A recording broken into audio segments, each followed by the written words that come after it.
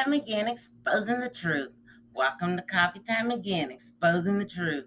Dale at the microphone, the show that demonstrates how history repeats itself. He digs into the past, shows what happens, and how it is happening now. Follow the path of history to where it goes, then relate it to today to reveal the connections. The culture that forgets its history has no future. A history buff and loves to talk about it, going back as far as ancient Greeks and Egyptians and beyond. So grab your coffee, your chair, and listen to the show. Hope you enjoy. Good afternoon or good morning, wherever you are, folks. This is Dale. I am your host at Coffee Time Again, where we expose the truth. And today we're exposing the truth for David Beckmeyer. Is that correct? Yeah, Beckmeyer. And we're going to be talking about his podcast, The Outrage Overload, which sounds intriguing. I'm very interested to see what's going to be talking about. And he's talking about the outrage culture, and I know what he's talking about. But I want to hear what he has to say. I'm sure you do too. I want you to enjoy it and invite and welcome David to the show. Your turn. Thanks, Dale. I really enjoyed. I'm really grateful to be here and looking forward to it.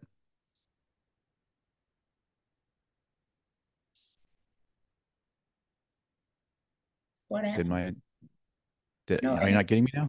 no, I'm getting you. Okay. Yeah. So you want me to start diving in a little bit about who I am and stuff, or where you want to Yeah, go? I sure do. All righty. All right. Well, again, thanks for having me on the show. I'm David Beckmeyer. I was a longtime tech person, so I kind of grew up in tech and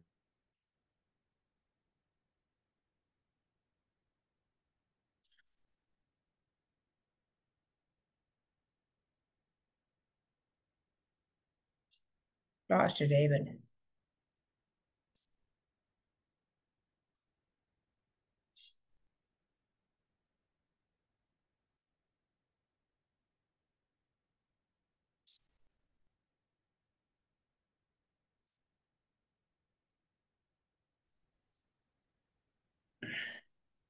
All right, go ahead. I'm sorry about that. Oh, I'm sorry. So you're edited, so we can kind of just you Yeah, can kind of fix it. Okay. I I can work on it. apologize. Yeah, I apologize. It's all Yeah, right. I'm David Beckmeyer. I'm a former tech guy. I was in tech for a long time here in Silicon Valley, sort of tech world and tech startups and things like that. And kind of was in that space for quite a while, and I retired from that a few years ago, and kind of looking for things to do, and also with the kind of heating up of politics, things like I don't know, the 2016 election seemed to get people kind of riled up, and a lot of people were kind of disconnecting from each other and people losing relatives and losing friends over politics, and seeing that around in my life. And also then you kind of had the COVID issue and lockdowns and people kind of fighting about that. And again, another cycle of people getting mad at each other and breaking friendships and disconnecting from family members and things like that. So seeing all that kind of happening around my life, and I was also one of those guys getting out there in social media, Twitter fights and stuff like that, and kind of reached a point where this doesn't make any sense, or what's going on out here? What's going on with us that we're so divisive and so ready to get in a fight with our neighbors and things like that. So I sort of started looking into that and saying, what's going on here? And I settled on this idea of outrage kind of being a centerpiece of it, right? Like there's so many people that are incentivized to get us mad, to get us outraged about things. And so I thought, well, I like talking with experts and I like talking with scientists and others that are kind of looking at this space. Is anybody looking at this space was my first question. And yes, there are. There's a lot of people that are concerned about this, see this as a big problem for our society. And so, okay, well, that'll be interesting. I can kind of go on a journey. I'm an amateur. This is a whole new space for me. I've never done this kind of thing. So I can go on a journey and I can take listeners along with me to go kind of study this. Like what's happening out there? What is the research saying? What are experts saying? Who out there is kind of working on this problem? How are they working on this problem? And that's kind of what started with the podcast. I settled on a podcast as a way to I was looking at, is it a blog? Is it a blog? Whatever. So I settled on a podcast because I thought that's an interesting way to have a little bit longer form. So you can do a little bit more than the 2 minute thing that TV can do. We can take a little deeper dive. And also, but I can, as a layman, I can keep this accessible to ordinary and understandable by ordinary. You don't have to be a scientist or a researcher to kind of understand what we're talking about. So we don't mind getting in the weeds a little bit, but we don't go super deep into the math and all that. I try to keep it approachable so any of us, any dummy like me, can kind of understand it. Yeah, kind of like me in my math. Right? I started this show in 2000, not 2000, 2020, because I wasn't reading the blog. So I Yeah, said, I'll make right. you listen. So I started the podcast. Anyway, let's guess what you just told us what inspired you to start this and going on. What have you learned? Some of the most important things you've learned about the outrage culture since the start of the podcast. How long have you been podcasting? I started in 2022. Okay. Uh, at the end of 2022, I started doing research, earlier, Well, yeah.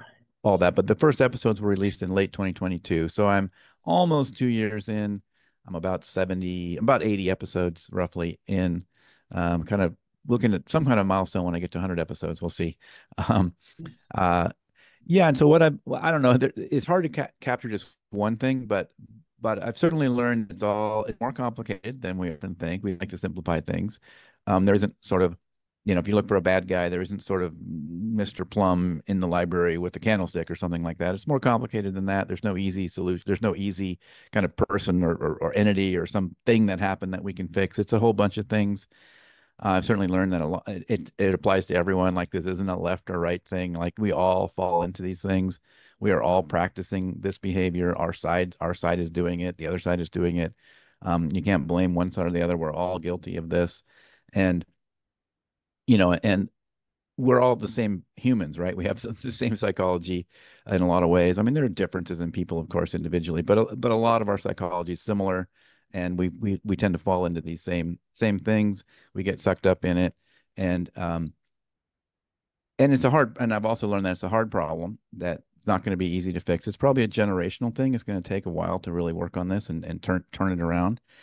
And and another thing I've learned is there are a lot of people looking at this problem. So there are people that consider this a big societal problem that we do need to focus on and figure out how to kind of uh, turn the spiral around the other way. Um,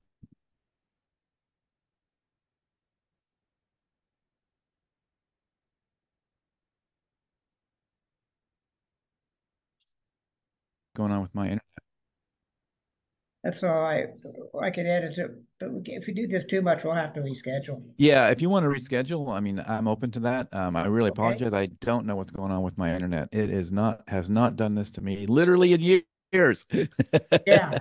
So, The guy's so supposed it's to be on crazy. Facebook. Yeah, I mean, I'm supposed to be on a good internet. I pay for a good internet connection. They should not be doing this. I mean, if you want to give it one more shot, we can, Yeah, let's or we do can, one more or we can shot and see reschedule. what happens. And then if not, Where'd you lose me? you just say, what were you saying? I I don't think know. you asked about what I've learned. Yeah. And you gave us a lot of information there. I'm going to throw something at you and see what you think about it.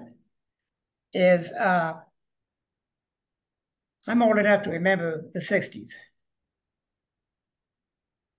And I think that's when a lot of this outrage started with the Vietnam War and the race riots. And I think that's what started this whole mess. And then everybody just kind of bought into it over time. Then we started getting worse things going on. We got the Iraq War going on, and then we got the Afghanistan War, and it escalated to where we're at today. And I think it's continuing to escalate. What do you think about that? Yeah, I mean, I don't think there's any one thing, but yeah, you can certainly say this has been a 60-year escalation, and in a lot of ways, and from a lot of sources, and in a lot of ways. I mean, if you go back, I know your show kind of likes history. I'm kind of a little mini history buff myself. If you look at some of that, there was a time when both parties, one of the voters were complaining the parties were too much alike. Mm-hmm. That they weren't, there wasn't enough distance. So some of this goes back as far as that the parties tried to start um, differentiating themselves and sort of standing apart and sort of pick at it. And that they intentionally tried to what we call issue polarization. They intentionally tried to carve themselves out as a niche. And that's, we also saw, if you talked about like back in the 60s and even before that, that there used to be conservatives in the Democratic Party and there used to be liberals in the Republican Party, and since we've started that, trying to separate and define themselves, that's kind of doesn't happen anymore, right? Pretty much all the conservatives are in Republican Party and all the liberals are in the Democratic Party now. So that's a big change. And we've sort of grouped up in a lot of ways. We've even decided what zip code we want to live in based on whether they're, red or blue.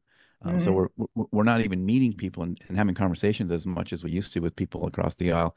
But yeah, throughout that time, you had things like you mentioned, the issues in the 60s and the war and some of those and civil rights and some other things there that were started some divisiveness. But we also had other things in the 90s. Things heated up. We had more talk radio and things like that, Yeah, and we started to really have more partisan. People wanted more partisan. Like, you can't really blame the media; they serve an audience, right? And the audience wanted. So it's easy to find, try to say, oh, it's all the media's fault or whatever. But it's not, you can't just blame the media because they're just doing what we want. We want that stuff. So what you found is there was a appetite for this kind of more partisan material, right, and that's only escalated over time and heated up.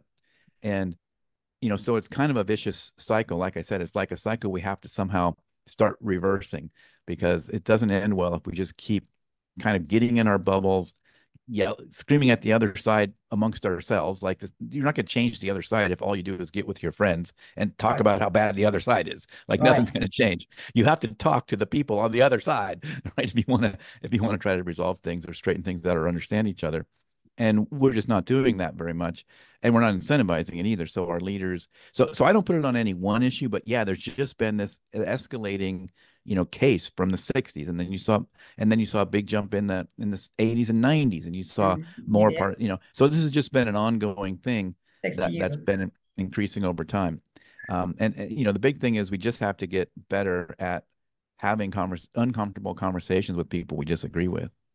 Yeah, excuse me. Yes, I know. I did almost a whole show with one gentleman on effective communication and what we have to do. We have to sit down, not as a big, large group, but 3 and 4 people who are opposites, and if you get down and get gut wrenching, honest with them, I believe you're going to come up with a lot of the same things. Right. You'll find you're not Like as you different said, as you think you are. right? You know, Yeah, you'll so, have a lot in common, even if it's not, there'll probably be issues you may not come to agreement on, and that's fine, but yeah, it doesn't make the other side evil because you disagree about a certain issue. And this is the problem now, is we've have this moral attachment. And if people have or have a different opinion than us about a certain issue, we just consider them bad people. Not only are they have the wrong idea, but they've got bad intentions, and they're evil, and they shouldn't even, they basically don't even deserve to be in the country at some point, right?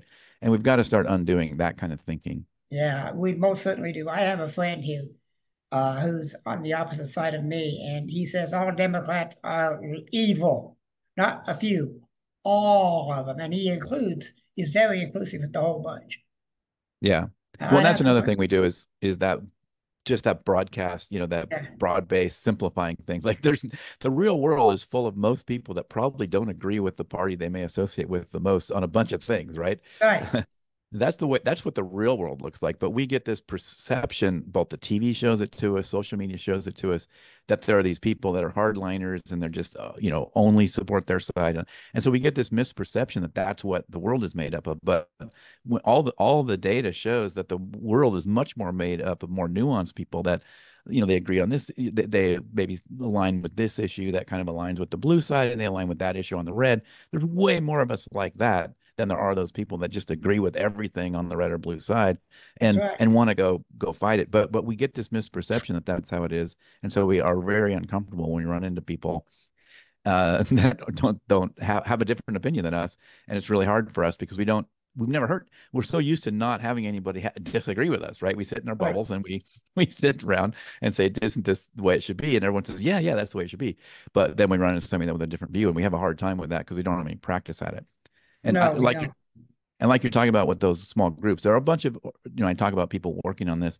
There are a number of organizations. In fact, I think Peter Coleman, one of the people that is sort of a bridge, been in the bridge building space, what they call the bridge building space for quite a while.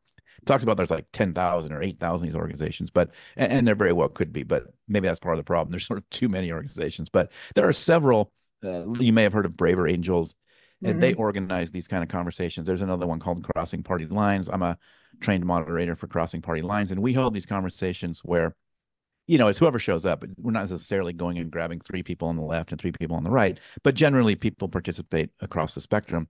And the Mm-hmm. whole idea there isn't to try to even find common ground. Now, some of the groups are trying to find common ground, do other things, but with Crossing Party Lines, it's just about being exposed and getting used to hearing people with other views and getting used to being comfortable letting them say their piece. You know what I mean? Right.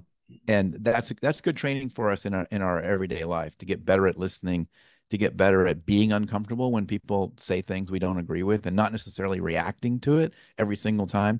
And if you are going to react to it in within crossing party lines. It's mostly about, it doesn't matter what your views are. You're not going to get kicked out for whatever view you have, I guess, unless that's a really hostile or violent view or something. Yeah. But generally, as long as you're participating in sort of a civil way and you're kind of following those kind of rules about just moderate in your speech and not attacking people and not generalizing too much, you're allowed to be there with any view you want. In fact, the more the merrier, because we want to expose people to a lot of views. And those kind of things are really good, and doing it in that formal way is really really good, and it's easy to do. That most of these things are free, and or they take donations if you want to, but most of them you can do without that if you can't afford that or don't want to do that. You can try it out, and it just gives you some practice talking to people, or even better than talking, listening to people that have different views and getting more comfortable with that, and seeing the regular people. Like you also see, oh, that most I've been trained that when people hold that view, they're kind of bad people. There's something wrong with them. They're kind of evil, but then you go meet them and, oh, gee, they have kids and they drive on the same roads I do. And they're normal people. They're trying to get through life just like everybody else. I agree with that pretty much. Gentleman I talked to on my podcast show yesterday does the same thing, but he does it as a pro session, and the conversation session. So he's getting both the religious aspect and the whatever they call it, the other side. So, and he says it's working fairly well. Yeah, there are a lot of His exact words, but yeah, there's a lot of folks in the religious community working on these kind of things as well. Yeah. So I also talk to, I kind of call that my practitioner category, these different practitioners and doing things like the Braver Angels kind of stuff. But yeah, and you see practitioners from various religions also working on this, religious practitioners as well. oh, good. I'm glad to see that because I'm deeply spiritual myself, but I'm kind of isolated right now. What are some of the most hopeful trends you've been seeing responding, other than what you just talked about? Yeah, I think some of my guests talk about it's not hope but we need courage. But yeah, for me, what I think some of the hopeful signs are is there's a lot of people that are kind of fed up. They kind of reached the same kind of outrage overload that I did. Like it was just too much at some point, and you're seeing a lot of people. If you look at some of the studies on this, a lot of people are categorize themselves as sort of being more moderate, being more not necessarily even moderate on the issues, but more moderate on their rhetoric and the hostility to the other side and things like that. And you see people that kind of are really turned off by this outrage inducing media and outrage inducing content because you see politicians do it, right? I mean, they campaign on, they don't tell you what they're going to do. They just tell you the other guy's terrible. Don't vote for them. You got to vote for me. And they Yeah. spend most of their energy and money on that, right? You see it in the news, the partisan news media saying they never, they just want to talk about, tell you how bad the other people on the other side are. Mm-hmm. And then you see it in social media, right? So there's all these incentive structures that really drive that kind of content. And there are a lot of people that are being turned off by that. Like they just want to tune out from that. They're not seeing it as productive. And so that's one of the hopeful things is that, you're seeing a bigger movement of people wanting something else. Yeah. Now, that said, we're sometimes caught up in our own emotions and we fall right back into it, but that's a good sign. So that's one of the encouraging things. And you're starting to see a little bit in like I said, the other one is all these practitioners that are focusing on it, all the research being put on it. That's hopeful. That means people identify it as a problem, and we might start seeing some of those things take root Yeah. and turn into a movement. And so those are probably the main areas of hope that I see. What I see too is the news media's, CNN and Fox specifically, they're so far in the tank on their side they can't say anything good about the other side. Yeah. They're both as radical. They're both radical to their worldview. They're not willing to look at the other side. Well, and they're serving an audience that wants to be fed that red Yeah, meat, right? yeah. Yes, um, yeah. I totally agree. People who watch CNN like CNN. People who watch Fox like Fox. I don't watch TV at all. Yeah, and TV can be a hard one because yeah, it is harder to find some good shows. And and I will say something like what is it, the CBS Sunday, not like the Meet the Press, but there's like what do they call it, Sunday Morning or something with Yeah, Jade and Polly. I mean, yeah. that's a good show. I mean, I think they try to really have some upbeat stories. They cover things in temperate ways. I think that's one example of some TV that isn't so outrage inducing, and you can leave your day feeling a little better about those stories, Yeah. even if some of them are challenging, like maybe they're talking about the war or something, but at least you feel like they're covering it in a balanced way. And talking about hope, that's another thing. People really express that they are looking for balanced reporting, and that's what one thing that I pride myself on at my show is, yeah, we have people from the left, we have people from the right. Come on, but we're always trying to have, even when those people are on, like a balanced perspective and making sure we're looking at things as best we can with a fair view and not I don't advocate for issues on my show. It's more meta than that. I advocate for how can we talk about how we talk about the issues, not I don't go out there and advocate for issues generally. So Oh, that's something we very much avoid. yeah. I depending on who I'm talking to, sometimes I will. I talked to a New York City retired New York City police officer a year or so ago, and we were talking about the crime rates and stuff going on in New York City. So we were advocating some things. I've done that on a couple other shows. However, I'd rather do this. Let's get the conversation started somehow, which you're doing, and Labor Angels is doing. This gentleman I talked to yesterday is doing. We need more of that. We got 300 million people. It's that's enough for a big table, Yeah. and we'll never hear each other. So, like you said, small groups, and 8, 9 people, you can probably get a pretty good discussion going on what can we do. Well, even just getting to know people, real people that with differing views and see that they're just regular people like you are, and they aren't those evil people the news media keeps telling us they are. What advice would you give someone who's struggling to cope with the outrage in their own life?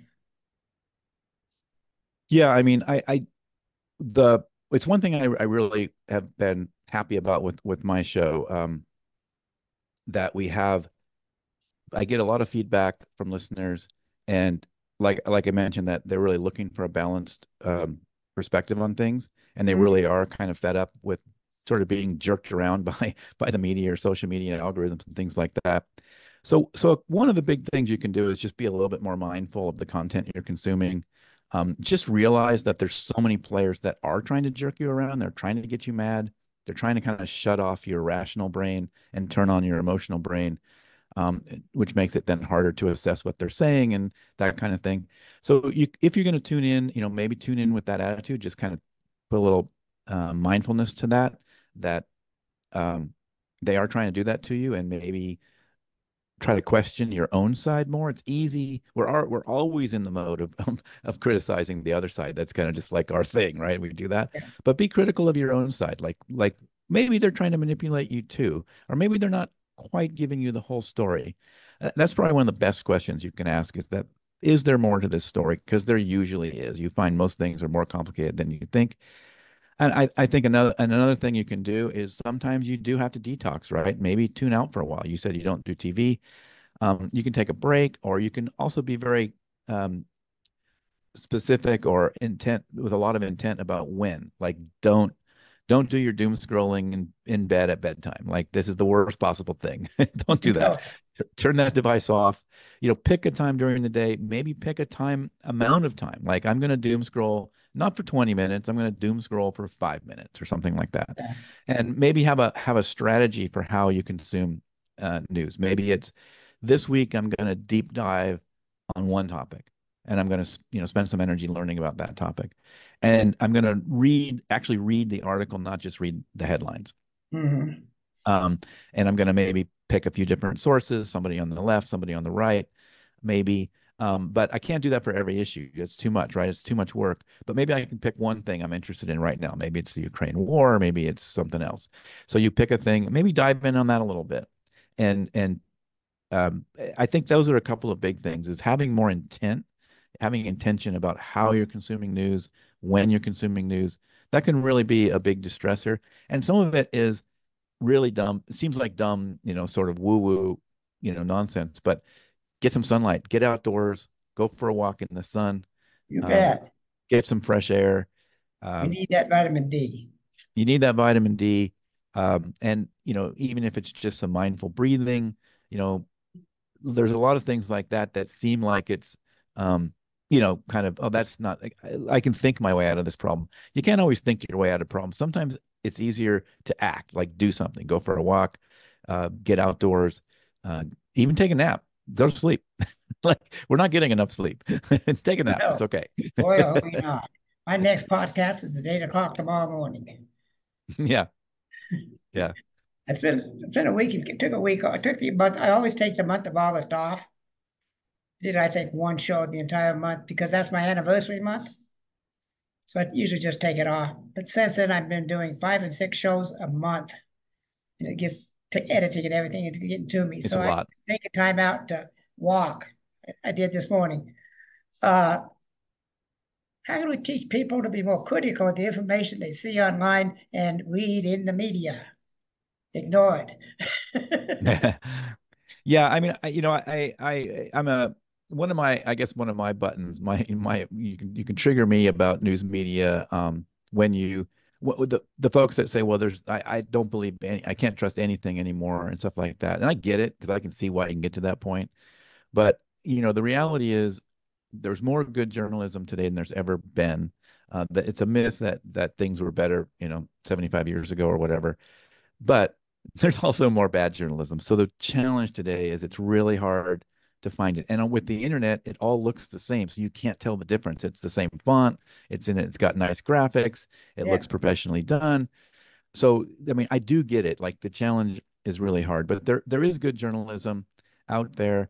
I would say, if you only have so much time in a day, there are some tools that can really help. Like, I would really highly recommend, there's a newsletter you can subscribe to called 1440 News. It's like an email newsletter, and they'll curate every day and give you an email of, stories, and they'll, give sources. And their thing is really to give you as independent as they can sources, and let you, not trying to give you an agenda, just say, here's independent reporting that we think is pretty neutral. And then you take that wherever you want, and Mhm. and you can decide what your position on these things are.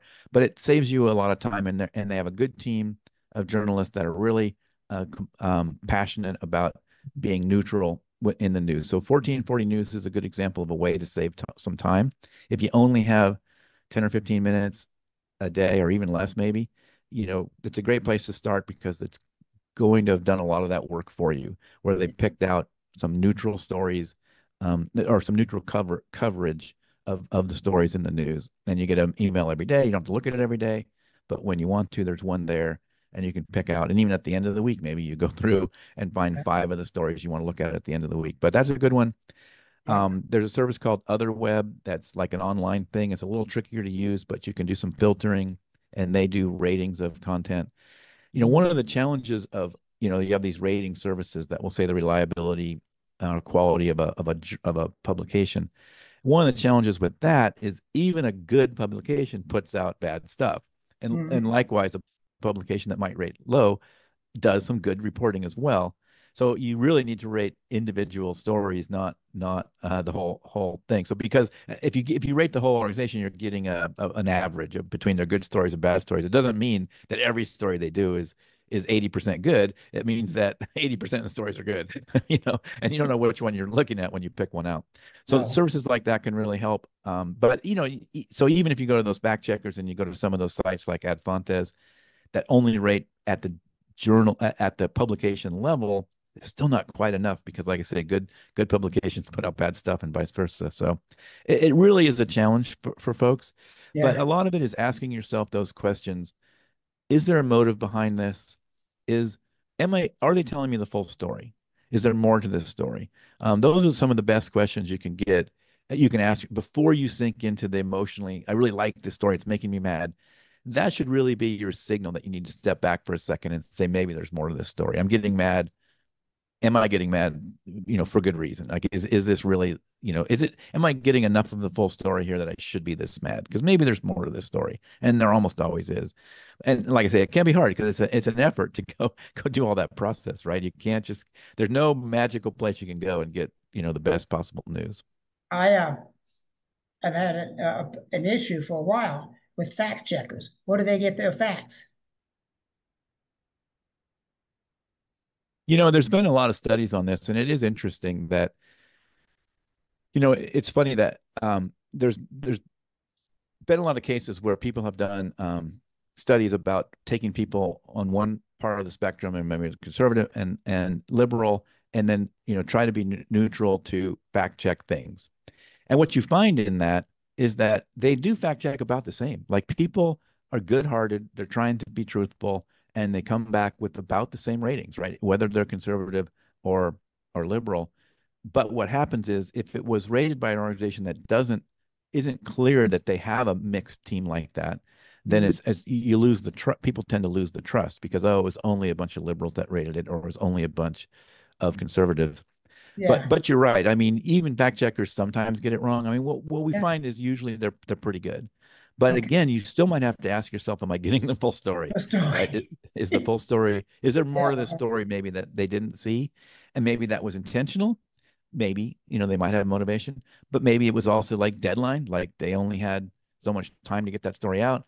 Maybe it was something sort of innocent, but it still left part of that story out. Maybe they couldn't get to the people they wanted to get to, like they weren't available and stuff like that. So, but yeah, I don't know. I think if you look at the fact checkers, they are generally right, but Mhm. they are generally pretty good, but it can be a challenge because, you can lose trust in these things. And that's when things kind of fall apart. When you get to the point when you don't trust anything, it gets really hard now, because now what do you do? And it makes us get really antsy. We get uncomfortable, and we get ready for sort of radical solutions when we don't trust anything. So I really get nervous about us being so untrustworthy of everything, but I understand why we get there. I absolutely do. Oh yeah, I can understand it very clearly and why people get to these points because that's all they've been fed for so many years, and they get filled up to here, going, "This is enough." That's why I call it overload. Yeah, well, maybe a little higher, but I'm a short. Um, and when they say they've had enough, that's when I think things are really going to start because nobody changes by voluntarily. They're always forced into change. Once they get to that point, where, whether it's self-force or somebody is forcing them some way or another, that's when effective change starts. Right. Because I spent time as a drug and alcohol counselor, 24 years, and as a therapist. And I know from my work with the addicts that you're not going to change them by talking to them. They've got to have something, they've got to lose so much that they can't handle it anymore. Because the Yeah, more if you things look you take away, the more apt you're going to get them sober. But and I think that's the same way with this. Yeah, absolutely.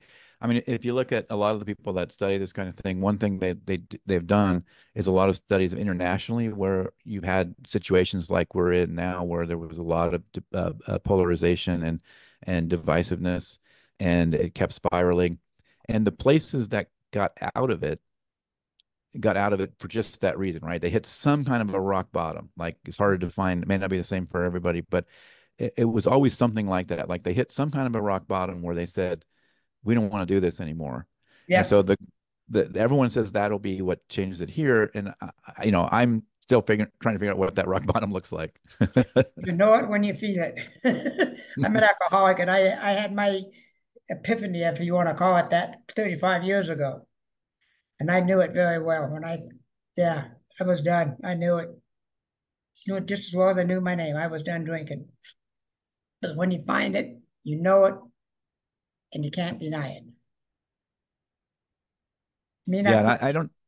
I mean, a lot of people said, it'll be something like the pandemic might have been it, right? Because it was like an No, external threat. It wasn't enough. no, I didn't think it would be because people were getting different news, different views from different place media about the pandemic and what was going on. They were getting very frustrated and angry at the mandates, the mask and 6 feet away, and they're still complaining at Amazon because now that Amazon's making them go back to work in the office, and Right. they're mad about that. And Amazon profited the most of us all staying home, right? Yeah, Because we'd order everything on Amazon. I order a lot from Amazon. I support Amazon.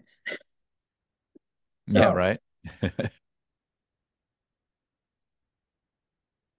how can we teach people to be more critical? Oh, we just did that one. Duh.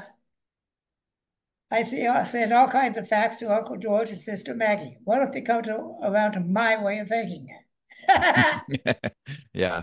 Well, a lot of us, yeah, I mean, this is a common thing. I mean, I get this a lot that listeners say things like, man, if I just give them the facts, they'll have to change their mind, right? If I give them the facts, and it's just not how, I mean, you talked before about how you can't change an alcoholic's mind. People change their own mind, right? So you can dump facts on them all day long. The more facts you throw at them, especially if you're sort of using facts like a weapon, the more they're going to dig in on their Right. position, right? The facts aren't really going to help them change their mind. So, and this is a big problem. And it's also a misperception or something called naive realism, where we believe that everyone else would come to the same conclusion given the same facts as we did, because we're smart, we're rational, we did the right thing. So if we just give them the same facts, they'll come to the same conclusion. Well, that's not how it works. I mean, even with the same facts, not everyone's going to come to the same conclusion, right? Oh, They're they're going to put their own views on that. They're going to put their own life experiences, everything else on those facts, and then they're going to come to whatever conclusion they come to. So facts are not the way. I mean, there's some things where facts kind of change people's mind. If it's not, there's no emotional attachment, there's no moral attachment. Like if I asked you how many species of elephant there are, you know, I might be able to change your mind with the fact on that, because it may not be a thing you're like morally attached to, how many species of elephants there are, right? yeah. But if it's something related to, sort of politics, my identity, my moral character, these kind of things, you're not going to change anybody's mind by just dumping facts in there. So, you know, so that a lot of that you talked about, you did an episode about, conversation, Mhm. effective conversation, and so it's really learning about that. Like it's really learning about, um, you have to first create trust. You have to first, you know, actually listen, like not just kind of pretend to listen, but actually understand the other person's point of view. And, and it's not even a good idea necessarily to go into a conversation with the goal of persuasion. The goal, I like to talk to people about having a conversation with somebody and looking at we're going to go on a mission together to understand why we view this thing differently. So let's make that the goal. Like let's go try to see if we can both understand why. So it's like a little, little adventure we're going to go on to try to understand why we look at this view, why we look at this issue differently. And then there's no loser in that, right? You No, don't have a winner or a loser, because we're both trying to do the same thing. We're both trying to understand the other person's, and so there's not really a side to that argument. And if you go in with that can help. And then and so just going in thinking you're going to change somebody's mind is probably not the best approach anyway. So go in and think that you're going to learn something, and you're both going to learn something, and you'll understand each other's position better. And if you do want to change somebody's mind, again, you don't change anybody's mind. All you really do is create space for them to maybe look at alternative mhm. perspectives and maybe think about it. Maybe they change their mind then. You But even need, that, the probability is low. But at least there isn't really a winner or loser in that. If you sort of go in with that mode, that you know, I still think my way's better. I think your yeah, way's the wrong way. But we can try to talk about that and understand why we both think that, because you think the same thing about my way, right? And right, that's what people don't understand when they go in these conversations. Everything you're thinking about them is what they're thinking about you if you're yeah, that far apart on an issue. So that's yeah, throwing those facts out there isn't going to change anybody's mind. No, it's not. And just came into my mind, if there's no loser, you got a better chance because we get into this winning modality. We Yeah, want to win. We are we're and, right, they're wrong. right. I want to win. I have to win. And that I think is leading some of this is leading part of this too. Oh yeah, for sure. I mean, and social media really creates that, right? Because you get like all these, you get all the likes and the shares if you're right, and you could show them you're right. Now, how is one of those arguments you won on social media ever changed anyone's mind ever? No, It's never changed anyone's mind ever. no, I got involved in those Twitter wars back in the few years ago when it first really started getting big. Twitter started getting really big, and I finally just gave up. I was just getting frustrated and more angry and going, this is ridiculous. I don't need time for this. I don't want to deal with this. I got important things to do. So I stopped. The only thing I do on Twitter now is advertise my shows. It's one of the places Right. I advertise when I put it online.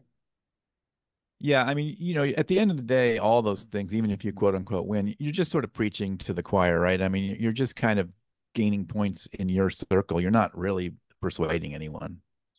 No, it's very difficult to uh, to, to get people to see your point of view when you're yelling. Right. It's never happened ever once. No, I don't think it's ever. No, effective communication. The first rule you've mentioned it is shut up and listen. That's what I used to tell my clients. First rule of effective communication: shut up. They give me a nasty look and listen. Really listen. Hear what they're saying. Repeat it back to them in a different way to make sure you got it right. Right. Validation is so important to these building Yeah. trust in these conversations. Mm-hmm. Yeah, and you can lose sight of that because you're so anxious to get your point across, Right. that you need, not remembering you need to validate their feelings and their because when you actually go talk to people about some of these issues, like why are they, why are they really hot about immigration or something, and you might find a personal story like, well, my dad worked at this factory and these immigrants came in and took his job, and yeah, so you have a personal story about why you're really passionate about that issue, things like that. And you didn't know that if you just start on a Twitter rant with somebody. Yeah. I stay away from it, except like I say, I go on, put my advertising up for the show. I put it in 4 different places that I advertise the shows when I go live. I go to these Twitter, Facebook, YouTube, and one called Alignable and Instagram. I put them on 5. So it gives some exposure out so people can see. And these days I'm an advocate for, talking about toxic polarization and talking about bridge building and that we need to lower the temperature and things like that. So I'm out there kind of advocating for that. But I mean, even in that, how many people that are ramped up and excited and want to be mad are really going to change their mind from the posts that I talk about when I talk about, maybe a statistic or just have a quote from one of my guests talking about how, we do need, is it really changing anybody's mind? Probably not, but at least it's a more positive message. Yes, it is. And I think you're doing an excellent job of bringing this knowledge to the public, which is one of the reasons I wanted you on the show because and give you some more space. I'm not the biggest podcaster out there, but I got a couple hundred viewers or better, and That's not a great. lot. That's And great. I'm very happy. Very few podcasts make it 1 year, let alone 5 or 2 years like yourself. So I'm very proud of what I do and very happy. And what I'm going to be doing on Memorial Day, or Labor Day, I'll get it right here in a minute. What day? It's November 11th, Veterans Day. Mhm. I interview on live stream the veterans and spouses and widows and children if they want to, live, and get them to tell their story, which really helps some because I live in an assisted living complex. And we got a lot of people who are veterans, and they've never been allowed to talk. Right. So Like you say, the validation thing. Yeah. I give them that privilege to say whatever they want to say. Keep it clean, but say what you want to say. Hmm. But they're Yeah, I very do. I mean, that's terrific. I mean, that's awesome. I am definitely gonna have to check that out. So you broadcast that live. podcast live. It'll be on YouTube and Facebook live. maybe one I'll other. definitely, I'll definitely want to check that out. November 11th, about 9 o'clock my time, Colorado Mhm. time. Okay. Now, yeah, it's going to be interesting. I did it on a Memorial Day on a limited basis, and it really worked well. So what we go in here? We got a little time left. Do you need anything to say? Oh, I know what I want is your email, not your email, your website. Yeah, you can go to Outrage Overload, like an overloaded truck, outrageoverload.net, and that'll have all the content there, all the episodes and other stuff. And also my contact is there. It's easy to find. But if you want to email me, it's outrageoverload@gmail.com. Yeah, I always love hearing from listeners. I mean, I know you as a podcaster feel the same way. I love I hearing from do. folks. And I don't care if you listen to one episode. This is the dumbest thing I've ever heard. I want to hear that too. Yeah, I take a listen when I get it. This week I booked. I got something going, a podcast or a doctor's appointment going on every day this week, and most of them are double things to do.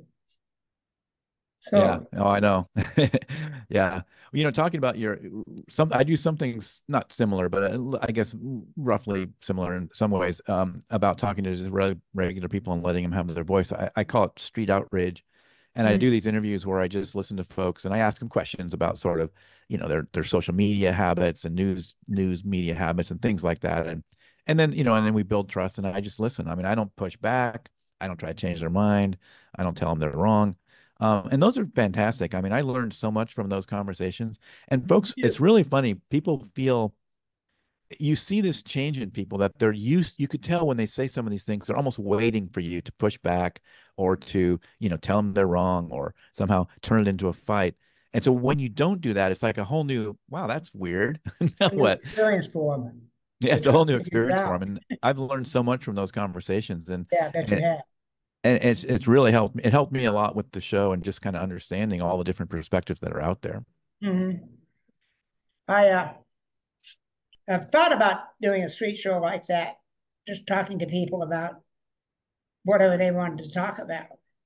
I just haven't had the money to buy the equipment, and because I'm doing this on a shoestring by myself, so No, I know. I know what you're talking about. Same it's thing rough. here. It is Yeah, rough. well, and But that's I'm a tech nerd. So when I started the podcast, I sort of made a deal with myself that I wouldn't go crazy on the tech. I'm just gonna, because I yeah. could probably spend 2 years screwing around with tech and never put out a podcast episode. So I said, nope, I'm gonna go minimal. We're gonna do this basic. I don't have big studio set up. I just got a room in the side and I just do it there. Well, I have my studio apartment, and I got a curtain, not a curtain, one of those folding things between me and the rest of the apartment. That's my studio. And some guy Yeah. said, "You got a professional studio." Excuse me. Excuse me. But anyway, he said, "You got a Bless you. professional studio going?" I go, "No." Yeah. Just me and my little laptop. So anyway, Yeah. I want to thank you. Don't leave. I'm going to stop the recording, so don't leave unless you got something else you want to say. No, I'm really thankful for having me on the show, and I enjoyed speaking with you. Yeah. Oh, I know what I wanted to ask you while we're still recording. Uh, I got a feeling we wait about 6 months, things are going to change, and I'd like to have you back in about 6 months. Is that all Oh right? man. Oh, I think things are going to change after the election. Yeah. I do. I would like to invite you back in about 6 months and see what's changed. For the Yeah, better or for the worse. I'm real curious of that because it's been I've seen a change in listeners and the kind of feedback that and just questions and things people seem concerned about, Mhm. in the election season. So, yeah, you can see basically what's the before and after. It'll be very interesting. It will be. I want to get it on the line. I want to get it out there. So don't leave. Thank you for listening to the show. There are show notes and a place to comment at https:// coffee time again.libsyn.com/website. He hopes that you liked what you heard and will tell others about him. Dale is attempting to get a following that both disagrees and agrees with him. He does not want yes men. If you disagree, wonderful. He is happy to have you here as a part of the Coffee Time Again team. Dale does not talk about the news of the day. He is attempting to give a history lesson that is just as important about what is going on in the headlines of today. Please do not hesitate to contact him. Just remember that Dale wants a clean show, meaning no cussing, name calling, yelling, or hate allowed. You can disagree with him and not be disagreeable about it. Support him and help keep this alive. https://glow.fm/coffee-time-again.